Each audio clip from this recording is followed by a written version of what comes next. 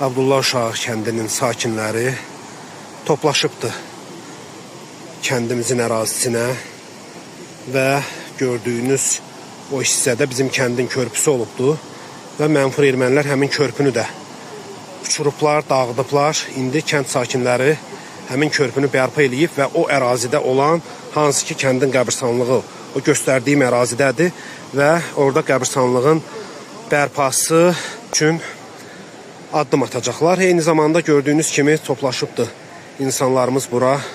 Bu həm də Abdullah Uşağı kəndinin birliyidir. Abdullah Uşağı kəndinin sakinlərinin öz yurduna, öz elinə, öz obasına, öz kəndinə sahib çıxma istəyinin real göstəricisidir. Dayandığım yer vaxtı ilə Abdullah Uşağı kənd orta məktəbinin yerləşdiyi ərazidir. Bura bizim məktəbin həyəti olubdur, məktəbin bağı olubdur. Təəssüf ki, burada ağaçlar belə qocalıb, ağaçlar belə insanlardan sanki üz döndəribdir. Bugün bizim insanlarımızın qayıdışı, təbiətlə insanların vəhdəti bu əraziyə, bu torpağa bir canlanma gətirəcəkdir. Təbii ki, bəzi torpaqdan, eldən, obadan, vətəndən xəbəri olmayan insanların törətdiyi süni maneələr olmasa. Bu ərazidə bizim kəndin məktəbinin 2 korpusu yerləşibdir. Deməli, gördüyünüz kimi burada artıq onun yalnız daşları qalıbdır.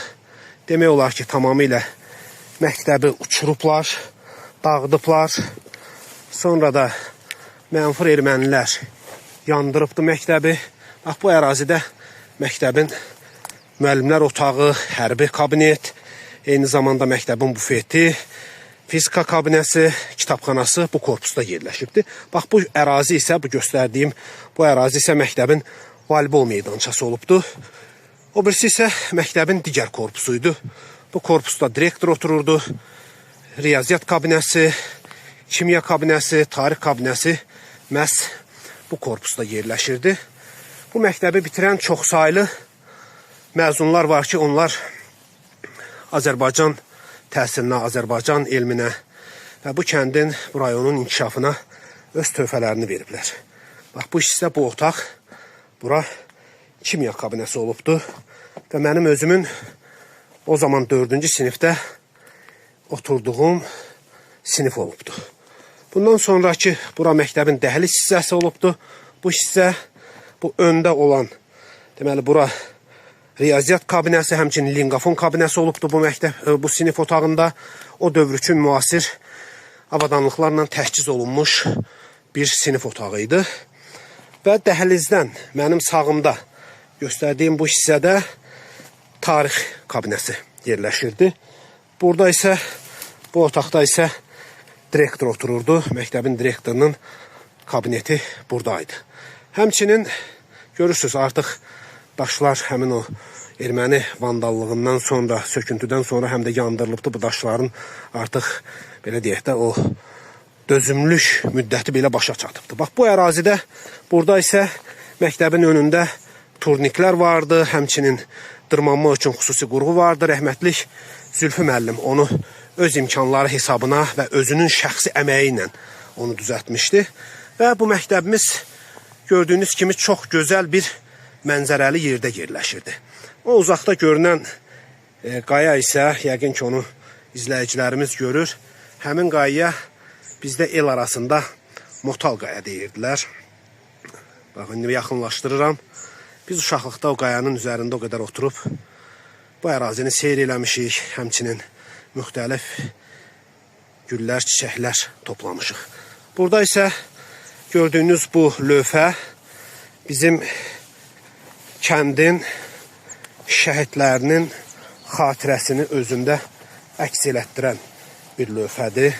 Burada 5 kəndin Abdullah Uşağı, Qaraçanlı, Ağyataq, Fətallar və Mos. Hansı ki, bu 5 kənd bir nümayəndəlikdir və burada bizim kəndin 1-ci və 2-ci Qarabağ savaşında qəhrəmanlıq göstərmiş oğullarıdır. Bunlar bu torpaq uğrunda, bu vətən uğrunda canlarını fəda eləyiblər. Təəssüf ki, bugün bəzi işbazlar bu şəhidlərin qanı, canı bahasına alınmış torpaqlarda istirahət mərkəzi tikirlər, eş işrət mərkəzi tikirlər.